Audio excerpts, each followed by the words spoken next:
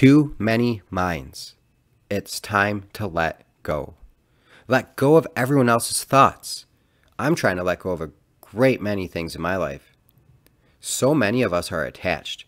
We're attached to ideas, beliefs, ideologies, attached to materials, houses, clothes, technology, jewelry, attached to food and alcohol or even drugs, attached to the wrong people, attached to your appearance and image of yourself, attached to our muscles, to our beauty, attached to the past.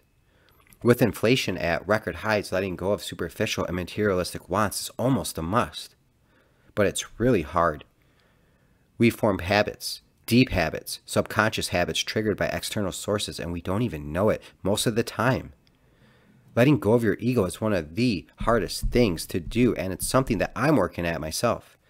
Becoming less egocentric has been a goal for a long time. For me, letting go of what others think was the first step.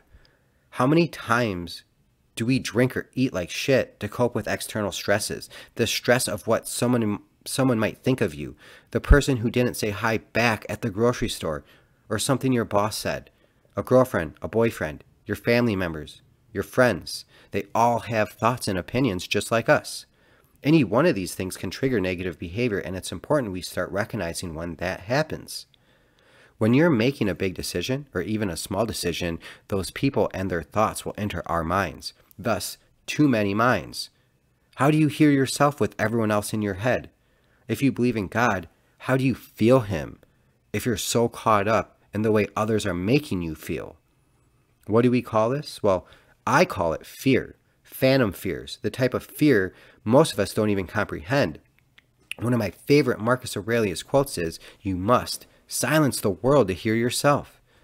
You're afraid to disappoint those in your life. You're afraid to make a fool of yourself. Look stupid. Stand up for something. You're afraid to make a career change. Move somewhere. Are you really afraid? Are you really afraid to fail? Or are you fearful of what those around you will say or think or even do? The truth is, when you make life-changing decisions, they impact who you are at a fundamental level. The people around you are going to be concerned, may be happy for you, but they could also turn their backs and not embrace the new direction you've chosen for yourself. As I've mentioned on this show, our decisions always have consequences. You can't be afraid of the consequences. Those who love you no matter what will love you no matter what. If you're doing what's inside and you're following your passion and your heart, it'll work itself out. The right people will show up and the wrong people will move on. Think about it. Someone who has let in all the minds in their life are some of the most judgmental people because they're always stuck in their own thoughts and feelings and feeling those judgments inside them. It consumes them. It overrides their own thoughts. They're always thinking about those other minds and what they think. Then they make decisions based off of that. I think this is why so many marriages fail. How are you going to marry someone if you don't even know who you are? Or marry someone for all the reasons you think you're supposed to marry someone, instead of building a true bond and connection where you learn to accept and love each other for your faults as much as the superficial things that attracted you. Don't choose your partners because of what they have. Choose them because of who they are.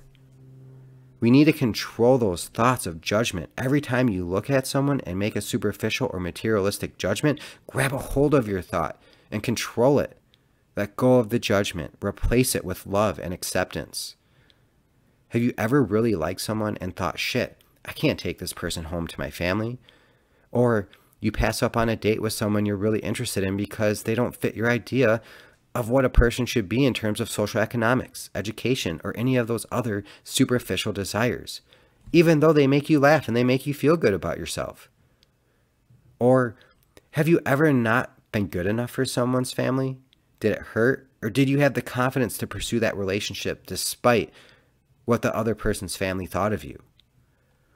Either way, both scenarios, others' thoughts are dictating yours unless you're letting go of everyone else's mind. Mind your own, as they say. If you really like someone, it shouldn't matter what others say. Good chance these people don't live with you anyway. How often do you really see those you're worried about? So why are you living for them? I always laugh after family get-togethers when I see people I only see once a year, if that, and they try to pry into my life as if they really know me and then place judgment on me, tell me what to do, I'm not saying to reject these conversations. Actually, the opposite. Engage, be humble. You might actually learn something. More times than not, these are snap judgments, however. You must learn to recognize that and let go of that. When you become calm and are in control of your thoughts, people around you will either gravitate towards you or they'll become difficult with you out of animosity. Sometimes we trust and love our family and friends to a fault. As I've mentioned on this show, our decisions always have consequences. When you're suffering from too many minds, you'll become filled with fear. That's when you lose your mind. So let go of everyone else's mind, and that doesn't mean cutting them out or not valuing their opinion. It means you have to live your life and follow what's in your mind, what's in your heart. Some believe God speaks to us through our soul, and we have to quiet our minds to hear what God is telling us. Meditation will slow your racing mind down, get your thoughts in check. I once heard Sam Harris say, when you get to the right place in meditation, it's like watching your thoughts pass over as if they're clouds in the sky. And I've experienced that. It's pretty cool. I still seek consult from people in my life. I do consider what they say, but at some point I remove them from the equation and I find out what I want. I listen to myself. When you completely let go, you'll find everything changes. You don't really care what you wear anymore, how you look, the car you're driving. You stop checking out what others are driving. Unless it's really cool. I guess I do have a thing for cars. But you stop caring about what others are doing. And so, you stop caring about so-and-so buying a house or another house, what vacation they're going on. You'll stop comparing your circumstances to other circumstances. And the truth is, all of our circumstances are of our own doing, at least for most of us in the United States of America. See, cowardice is our default. Courage comes in many forms. It takes courage to stop letting others' thoughts affect you. When you do this, you're forced to look yourself in the eye. You'll see how you really are and hear the voice inside telling you what to do with yourself. You'll have to face those things deep inside. You'll build trust with yourself and become more confident to speak your mind regardless of what comes back at you.